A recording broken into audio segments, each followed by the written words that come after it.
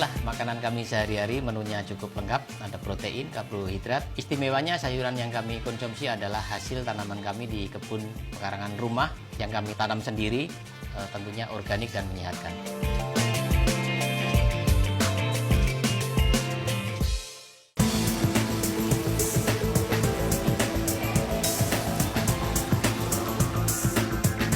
Halo, saya Puji Nurwanto, saya karyawan swasta. Hobi saya berkebun, saya barusan merawat dan menyiram kangkung yang saya semai 5 hari yang lalu. Insya Allah 16 hari yang akan datang sudah bisa dipanen.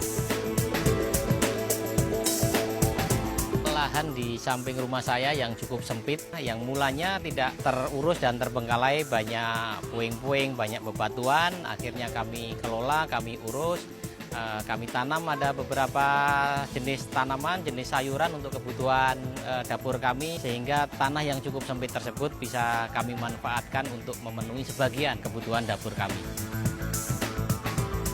Kalau kita sebagai ibu rumah tangga, penghematan ya, satu, dan juga kita tidak ragu-ragu untuk memakannya, karena dia bebas dari pestisida dan juga yang pasti adalah sehat.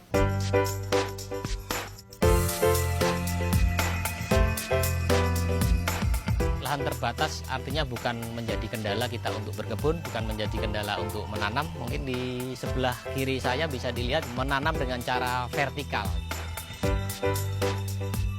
Untuk membuat vertical garden sangat mudah dan murah. Kita bisa memanfaatkan dari botol-botol bekas seperti yang saya buat seperti ini. Jadi botol-botol bekas bisa dimanfaatkan atau gelas bekas minuman mineral sebagai pot, dan kita memanfaatkan dari dinding.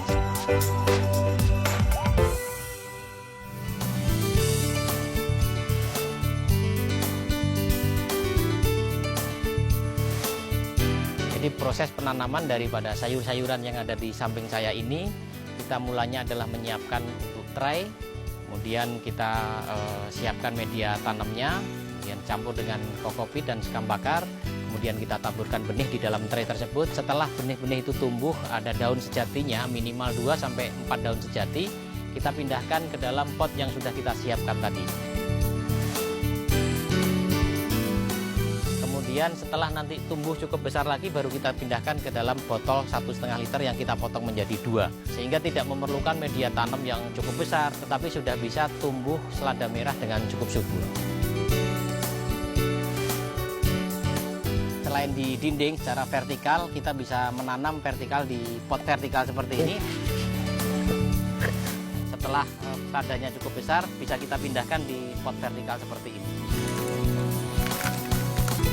Jadi pot setelah selesai kita masukkan selada merah semua, kita bisa gantungkan di tempat seperti ini sehingga bisa menambah keindahan dari teras kita.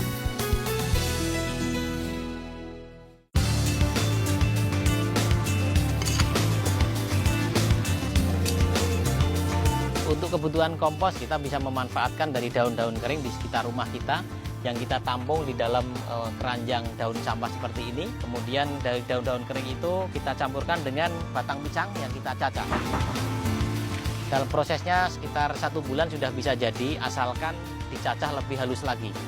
Dan setiap minggu kita harus mengolah, mengaduk sampah tersebut sehingga proses komposnya bisa lebih cepat.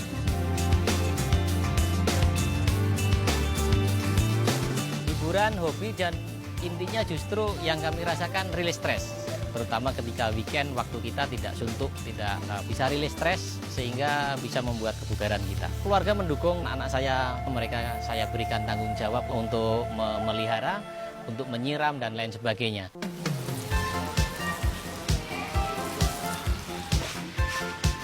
Kalau misalnya lagi bosan itu kan bisa nyiram tanaman.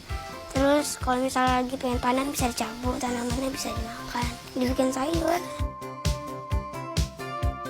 Bagi Anda yang hobi berkebun, buang semua alasan tidak punya lahan. Kita bisa memulai dengan cara alternatif vertical garden yang seperti saya lakukan, sehingga dengan cara yang mudah, sederhana, dan sangat murah kita bisa mulai menanam.